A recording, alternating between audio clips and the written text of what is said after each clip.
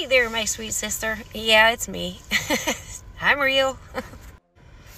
I hope you're doing well. I hope everyone's doing well. The world is a crazy place. So your question here, yeah, everything is so complex. It is.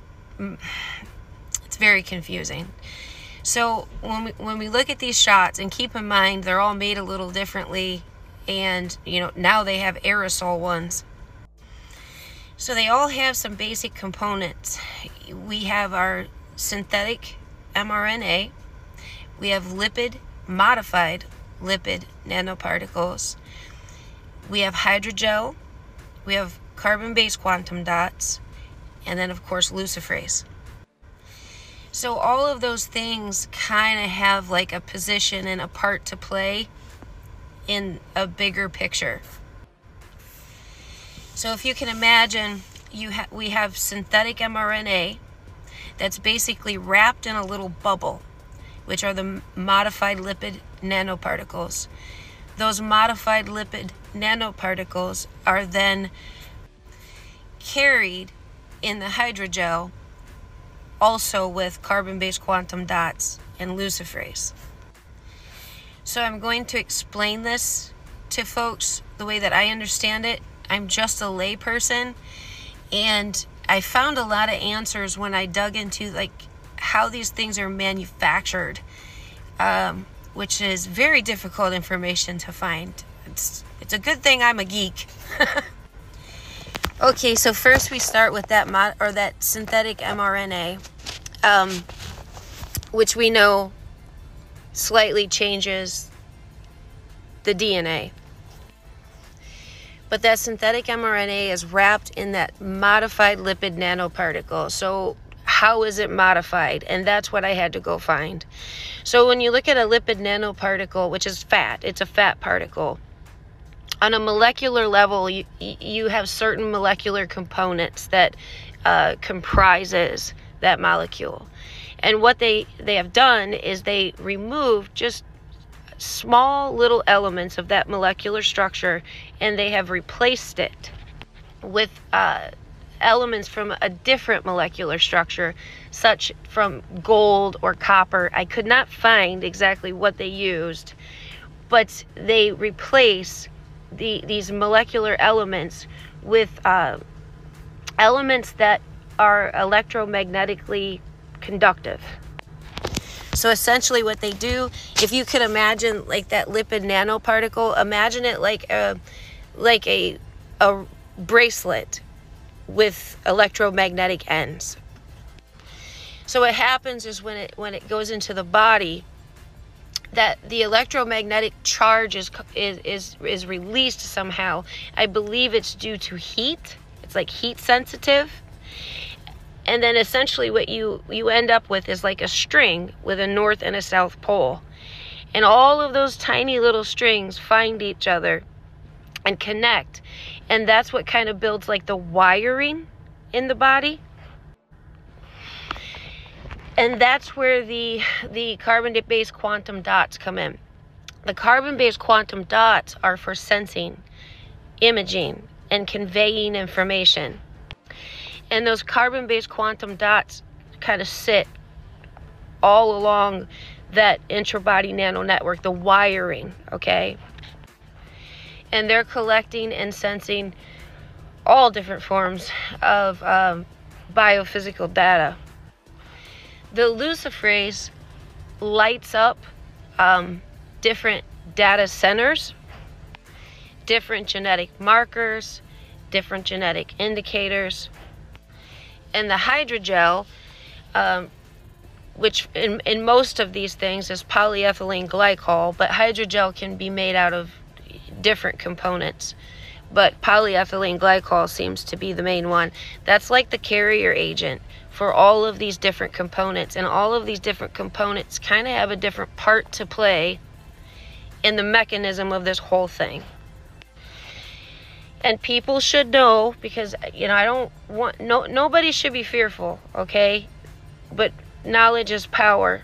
But for right now, these These things do biodegrade in the body. That's why they need to keep getting it in people, okay? So it does biodegrade. Now, unfortunately, any genetic changes don't, all right? And unfortunately, so what happens here? So all of this data is being sensed, and it is being absorbed into the cloud. And at this point right now, it's dangerous because it's all being fed into global sentient systems, quantum systems. And the level of damage that quantum systems can do with data and information, particularly individualized data and information. I mean, essentially, these things have the capacity of building avatars within their own system of each and every single one of us based upon any and all data that is collected from us. So it then has the capacity to pre-predict our actions, reactions, beliefs, and then has the capacity to literally manipulate each and every single one of us individually through the information that we are all fed via our devices, basically forming our beliefs. Because in the human world, our beliefs control our actions. So if it has the capacity to manipulate our beliefs, it has the capacity to manipulate our actions individually. And these quantum systems are so powerful that they have the capacity to do this on a national level, and very soon a global level. Okay? But with the current place that we are at, does the system have the capacity to literally take control of a human being? Which is the ultimate goal. The ultimate goal is that human beings will become host devices for AI, and the AI will literally control the human being via whatever agendas are established by the system or the technocrats. And what that requires is a CPU. So even though the data in our current place is being sensed, and a lot of damage can be done with that information that's being collected, the control factor isn't there, okay? And that's because carbon-based quantum dots and copper-based quantum dots, they kind of serve different functions and have different abilities. Although the data is currently being sensed, it's not being individualized and authenticated. So if you can imagine this, just like your phone, okay? It's really the same thing. Human bodies are being prepared to become devices. So just like your phone. So if you take the SIM card out of your phone, if you take the chip out of your phone, it still has a certain capacity to process data, share data.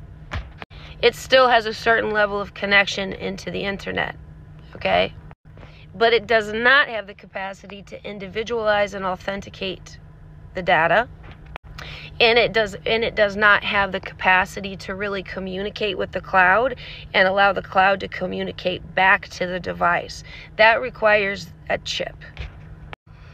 And unfortunately, I mean, when it comes to a chipping process, I don't want people to get imagery in their minds, okay? Because that can come through a shot, okay? Copper-based quantum dots can be injected and then literally configure themselves within the body and also go straight onto the brain. But we're not there yet. All of those things are going to come with the switching of a currency system. Okay, because they know everybody's going to do anything they can to participate in a currency system. And they also know that everybody, in order to participate in the currency system, they know that everybody will also continue to take as many shots as they need to take, eat food. Okay, they're starting to put this stuff in our food. They don't need to import avocados from Mexico anymore. They can grow avocado cells in a petri dish, 3D print them, incorporate the mRNA in them, and put them into the market. And that takes care of the biodegradation of this intrabody nano network. But the chipping is going to come with the currency system. That's going to secure people into it.